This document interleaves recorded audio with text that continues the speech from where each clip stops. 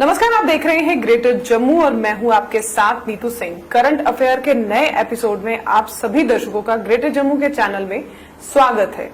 आज हम जिस टॉपिक पर बात करने जा रहे हैं ये इतना ज्वलनशील टॉपिक है कि इसको लेकर लगातार जो स्टूडेंट्स हैं वो उनके अंदर रोष देखने को नजर आ रहा है। मैं बात कर रही हूं नीट में जो धांधलियां हुई हैं और साथ ही साथ यूजीसी के नेट एग्जाम में जो धांधलियां पाई गई हैं। अब इस पर रोशनी डालने के लिए आज हमारे साथ मौजूद हैं एनएसयूआई के स्टेट प्रेसिडेंट अजय लोहोत्रा। अजय, आपका ग्रेटर जम्मू के चैनल में स्वागत है। Thank you.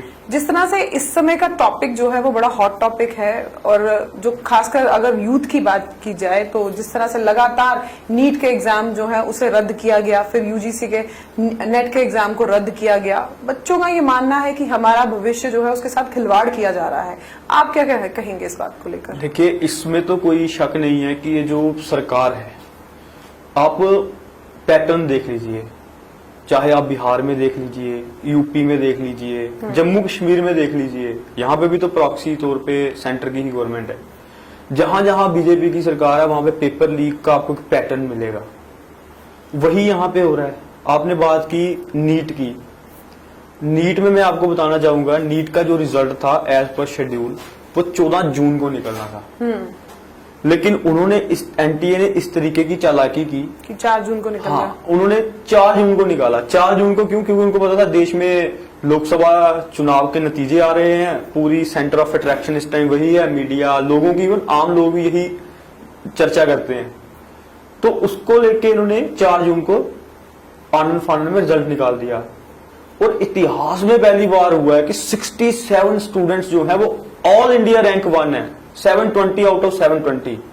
और 1523 स्टूडेंट ऐसे हैं जिनको इन्होंने विदाउट एनी स्पेसिफिकेशन इन्होंने उनको ग्रेस मार्किंग दे दी। जब उसके लिए एनटीए को पूछा जाता है कि आपने ये ग्रेस मार्किंग किस बेस पे दी है, इसका कोई रीजन होगा, they don't have any clear justification for that. वहां से जब बात निकली, सबसे हाईलाइट कहां से हुआ, जो 1523 बच्चों को ये दे दी और उसके बाद 67 स्टूडेंट्स ऑल इंडिया रैंक 1 निकले, वहीं से ये हाईलाइट हुए। उसके बाद मैं आपको बताऊं फिर बिहार में क्या हुआ। बिहार में कुछ लोग पकड़े गए और उसके बाद स्टूडेंट्स पकड़े गए। स्टूडेंट्स ने इकबाल कर लिया अपना जुर्म की हमने हाफ पेपर खरीदा, 30-32 लाख में खरीदा। एफआईआर हुई। गुजरात में एक सेंटर था, वहां पे तो मुन्ना भाई एमबीबीएस जो फिल्म में देखा वैसा हुआ कि वहां पे डॉक्टर या जो सीनियर थे उन लोगों ने बैठ के बच्चों की जगह पेपर लिखा। ये सब एफआईआर में है। और दुख की बात है कि हमारी सरकार और मैं तो उनको कहूंगा कि जो धर्मेंद्र प्रधान जी हमारे शिक्षा मंत्री हैं, उनको नैतिक रूप से इस पोस्ट पे रहने का कोई अधिकार नहीं। लेकिन उनका ये कहना है, धर्मेंद्र प्रधान जी जो एजुकेशन मिनिस्टर हैं, उनका ये कहना है कि जो आरोपी होंगे उन्हें सख्त से सख्त सजा मिलेगी। इस समय आप देख सकते हैं कि जब ये नेशनल इंटरनेशनल लेवल पर खबर चली जाती है तब उसमें धांधलियां अगर ऐसे दिखती हैं तो जो सरकार, मौजूदा सरकार होती है, उस पर भी एक बड़ा प्रश्न चिन्ह बन जाता है। देखिए, मैं धर्मेंद्र प्रधान जी कुछ भी कहते हैं, आपने आज की अगर उनकी स्टेटमेंट सुनी होगी, जो धर्मेंद्र प्रधान जी कल तक कह रहे थे कि इसमें कोई घोटाला नहीं हुआ है, आज वो बोल रहे हैं कि मैं गलत हूं, मुझे गलतफहमी हुई है, इसमें कुछ ना कुछ तो हुआ है। एक बार। और जब आप सजा की बात करते हैं, मैं वकील हूं, मैं आपको बताऊं कि हमारे यहाँ पे एक लीगल मैगजीन होता है जिसका इंग्लिश में मैं आपको बताऊंगा कि वन कैन नॉट बी जज इन इट्स ओन कॉज। ठीक है, अपने ही केस में कोई जज नहीं बन सकता। एनटीए के जो अधिकारी उसमें क्वेश्चन मार्क में है, वही उस इन्वेस्टिगेशन टीम में इन्वेस्टिगेशन कर रहे हैं। तो ये कैसे आप इसमें करेंगे कि सजा होगी? मान लो अगर वही अधिकारी उसमें लिप्त हैं तो क्या वो खुद को सजा देंगे? तो मजाक हो रहा है।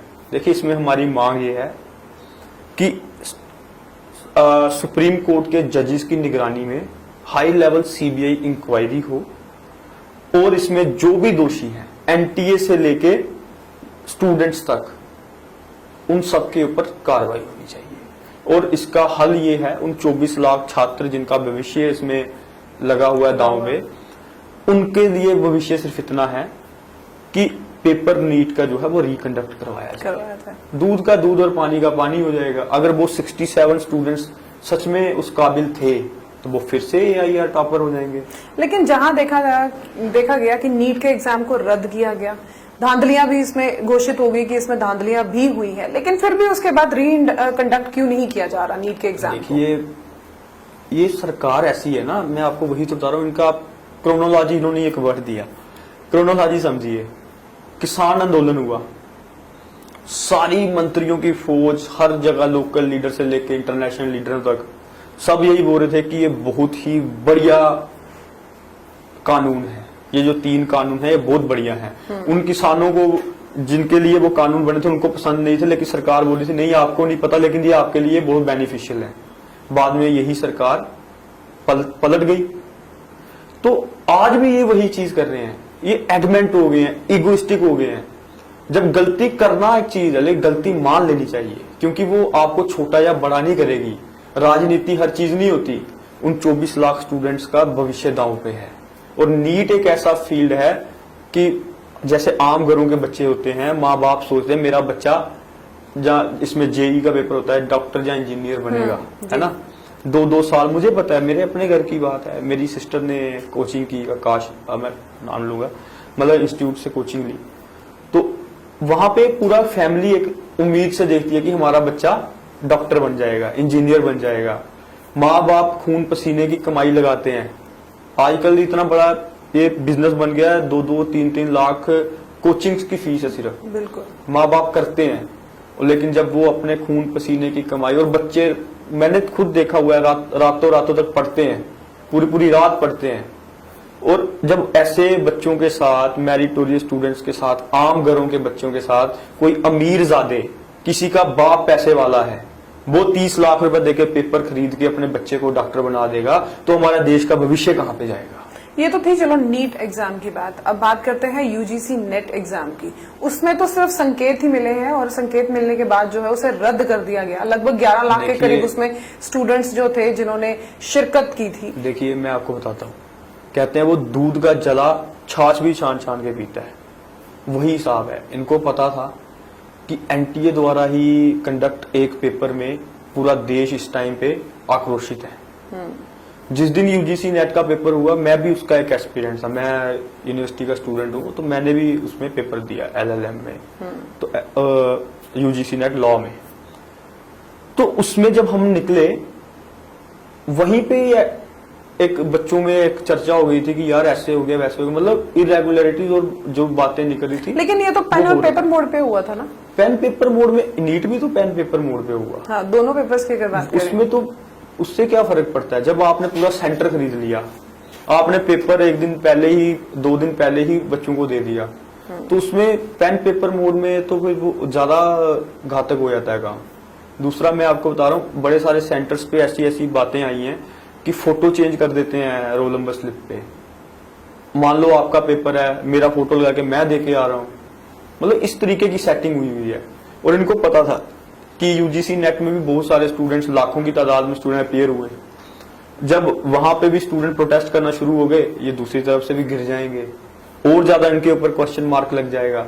इसीलिए इन्होंने, मतलब आज पेपर होता है, बिना किसी के वो किए दूसरे दिन रात को कैंसिल कर देते हैं। तो इसका मतलब इनको खुद भी पता है कि हमारे बनाई हुई जो NTA है वो नकारा है, वो करप्ट है। तो जब आपको खुद पता है तो आप उसको डिसॉल्व क्यों नहीं करते? आप उसकी रीऑर्गेनाइजेशन क्यों नहीं करते?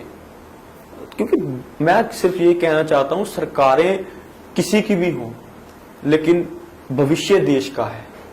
अगर ऐसे फ्रॉड लोग यूनिवर्सिटियों में प्रोफेसर लग जाएंगे तो वो देश का भविष्य क्या बनाएंगे?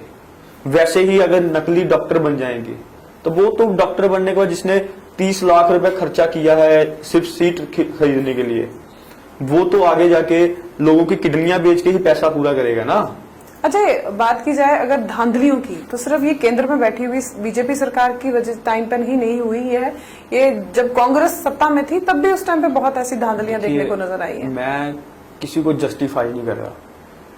कहते हैं कि जहां पे 2 बर्तन होते हैं वो टकराते हैं, अच्छे भी लोग होते हैं और बुरे भी लोग होते हैं, चाहे सरकार कांग्रेस की है चाहे बीजेपी की है।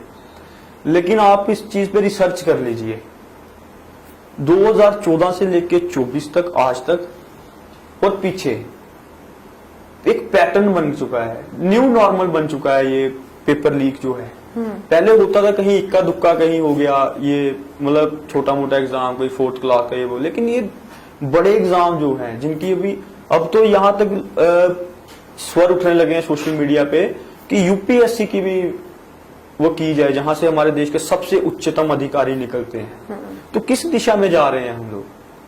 सरकार मैंने बोला किसी की भी हो, लेकिन देश का भविष्य सबसे सर्वोपरि होना चाहिए। जिस तरह से ये धांधलियां निकली हैं और बच्चे जो हैं वो कहीं ना कहीं अपने आप में एक प्रश्न चिन्ह हो चुके हैं कि क्या आने वाले समय में, क्या जब दोबारा एग्जाम कंडक्ट हो गए, फिलहाल अभी उसको लेकर कोई पुष्टिकरण नहीं हुआ है, लेकिन फिर भी उनके दिमाग में यही चीजें कि दोबारा से फिर वो मेहनत करेंगे, फिर एग्जाम देंगे, फिर कहीं वैसी धांधली ना हो, फिर उन्हें रुकना पड़े। तो ये क्या अगर ऐसा ही सफर चलता रहा तो मुझे लगता है कि शायद जो साइकी है उनकी, उस पर गहरा असर भी पड़ेगा। देखिए बहुत सारे स्टूडेंट्स, मैं आपको बता रहा हूँ, हम लोग बात करते हैं ड्रग्स की कि ड्रग्स बहुत फैल रहा है, वो फैलेगा ही। स्टूडेंट्स आज की तारीख में वो, अगर आप देखेंगे सुसाइड रेट कितना बढ़ गया, ये नीट का रिजल्ट के बाद ही देखा आपने कितने स्टूडेंट ने सुसाइड किया। उसके बाद ड्रग्स की तरफ जा रहे हैं, क्यों? क्योंकि वो डिप्रेशन में चले जाते हैं। जब वो एक बच्चा 2 साल रातों की नींद खराब करके वो पढ़ता है, आप मुझे इस बार आप अगर रिजल्ट देखेंगे 615 वाला बच्चा, उसका रैंक लाखों में है। मतलब 1.5 लाख सीट है, और उसमें भी आपको जब अलग अलग कैटेगरीज में भी डिवाइड होंगी, सब जगह होगा, तो बच्चों के रैंक जो है वो 720 में से 600 नंबर लेने वाला बच्चा वो कहीं फॉल नहीं कर रहा।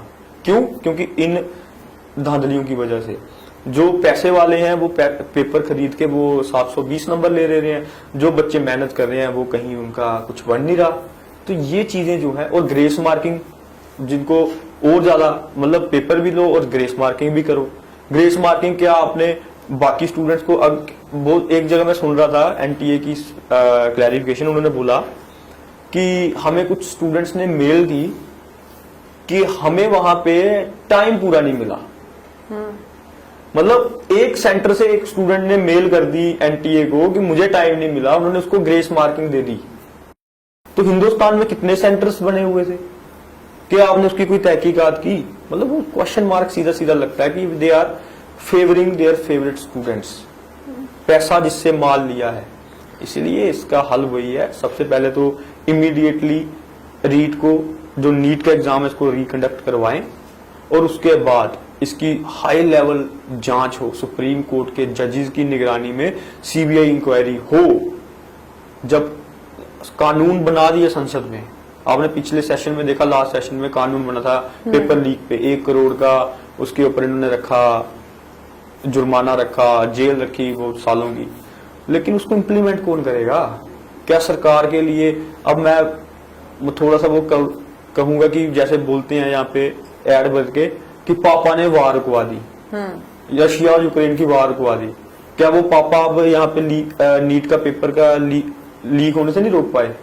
और हो गया तो क्या बड़ी बात है, पूरे देश में सरकार है, मैक्सिमम स्टेटों में सरकार है, जहां गुजरात में, बिहार में, जहां पे ये ब्रस्ट हुई है ये चीजें, जहां से बाहर निकली हैं, क्या वहां पे आपके लिए पकड़ना कोई जरूरी? मंशा चाहिए, क्योंकि इसमें बहुत सारे, मुझे यकीन है कि बहुत सारे लोग ऐसे होंगे जो करीबी होंगे, क्योंकि ये चीजें भी वही कर सकता है जो इन्फ्लुएंशियल होता है, जिसका प्रशासन में इन्फ्लुएंस होता है। चलिए आखिरी सवाल आपसे जानती हूँ, जैसे प्रधानमंत्री नरेंद्र मोदी का एक स्लोगन है, पढ़ेगा इंडिया तभी तो बढ़ेगा इंडिया।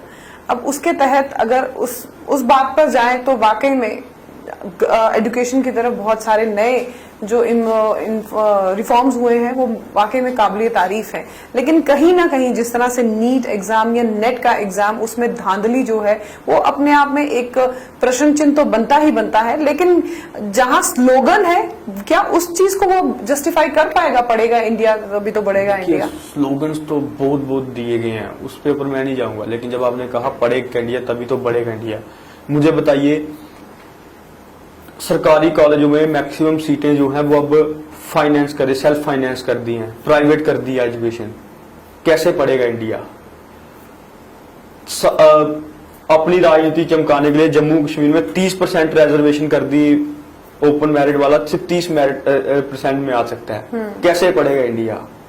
मैं आपको पूछना चाहता हूं कि यहाँ पे एक बच्चा हमारे जम्मू की बात बताऊंगा, एक बच्चा अगर एक सब्जेक्ट में रिपेयर आ जाता है उसको 1560 रुपए की फीस देनी पड़ती है, और उसको फीस जो उसकी सालाना फीसें हैं वो भी मतलब ऐसे लग रहा है कि वो सरकारी कॉलेजों में नहीं प्राइवेट कॉलेजों में पढ़ रहा है।